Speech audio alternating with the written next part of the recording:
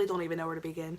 As I'm thinking of the 3 assignments that we're going to be doing, or I'm going to be doing for my project, I thought it would be cool to talk about one that I'm passionate about in a video, because that just means I have content. So hello everyone, what a bright and sunny morning it probably is to talk about gender versus sex.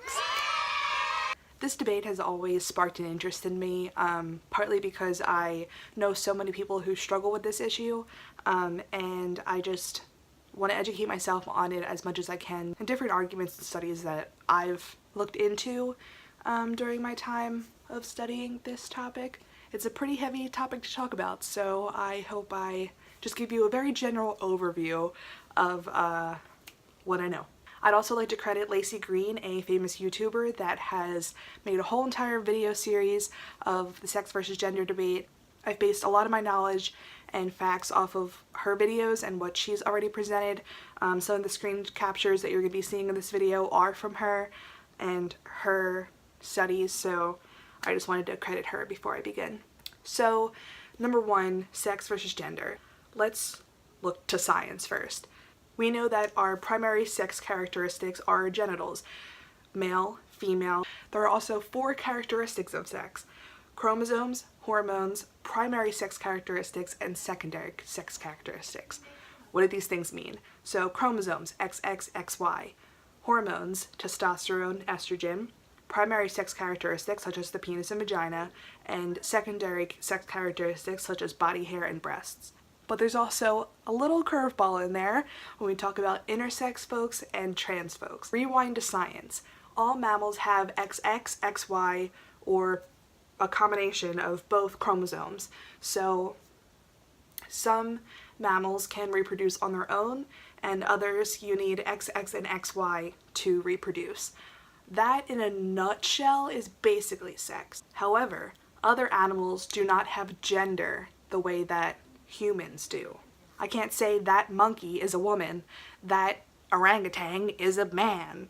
Does that make sense? So now that we talked about the primary basis of sex and reproduction, and that in the spectrum of mammals, let's talk about gender, because that is the pretty confusing part. Lay out the groundwork that sex is not equal to gender. Got that? Okay, cool. The American Psychological Association defines gender as the attitudes, feelings, or behaviors that a given culture associates with a person's biological sex. Behavior that is compatible with cultural expectations is referred to as gender normative. Behaviors that are viewed as incompatible with these expectations can constitute gender nonconformity. So this is the problem with that definition. That's not telling me what gender is. You're telling me gender is attitudes or feelings, but with that, people are saying that gender is sex.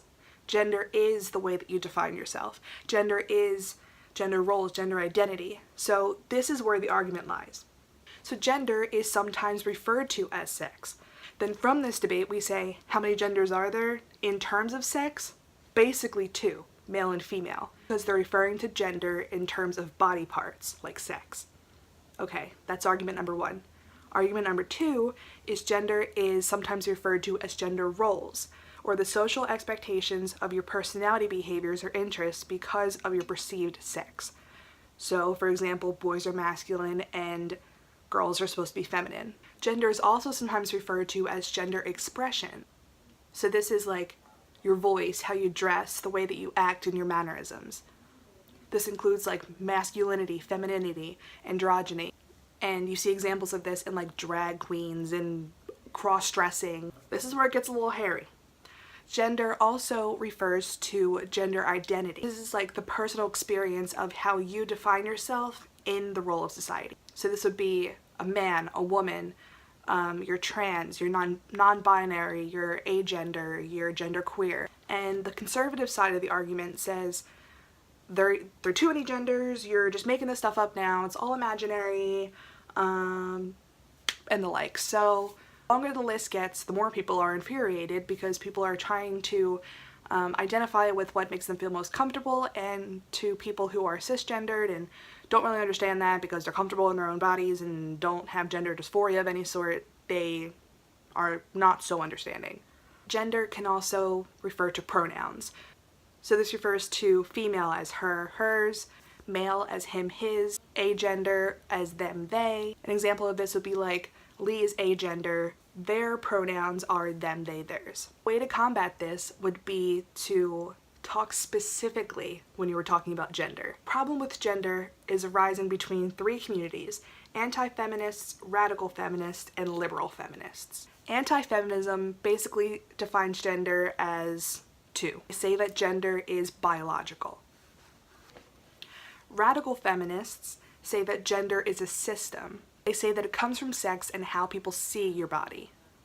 The assumptions people come up with are based on your genitals, like who you should love and what you should wear, things like that. And from this comes the argument of sex-based oppression, such as homophobia, sexism, and transphobia. Insert this little graphic here.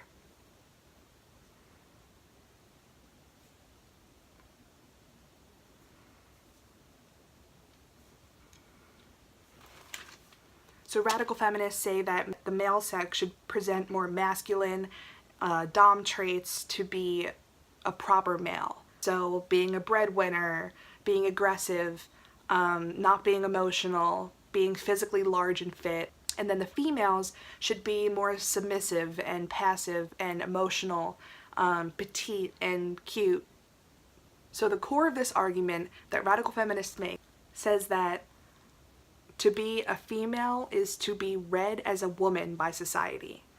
And that's where sometimes radical feminists are referred to as TERFs. And TERF stands for Trans Exclusionary Radical Feminists. In the transgender community, it's not always likely that someone who is transitioning will automatically look like the gender or sex, this is where things are starting to get mixed up, that they are transitioning to. So a male transitioning to a female might still have masculine characteristics, so they wouldn't be deemed a woman in radical feminism. And then lastly, we move to liberal feminism. Liberal feminism is where my own personal argument is kind of lying, and it's just saying that gender is an identity. It says that being female does not make someone a woman. It's identifying as a woman makes you a woman. And this is where new language can come out and people can identify with what just makes them feel comfortable. If they were born a female but they have more masculine traits and they want their pronouns to be him, his, that's cool. The gender list is getting more infinite because people are identifying with what just makes them feel comfortable. And that's their own business.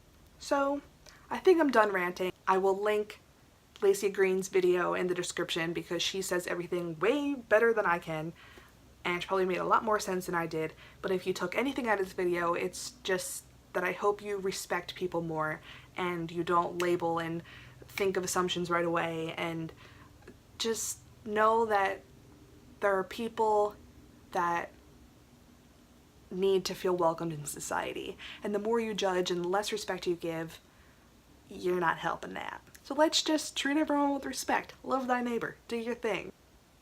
My foot's falling asleep. I'm done. And this background is gonna fall. Okay, bye.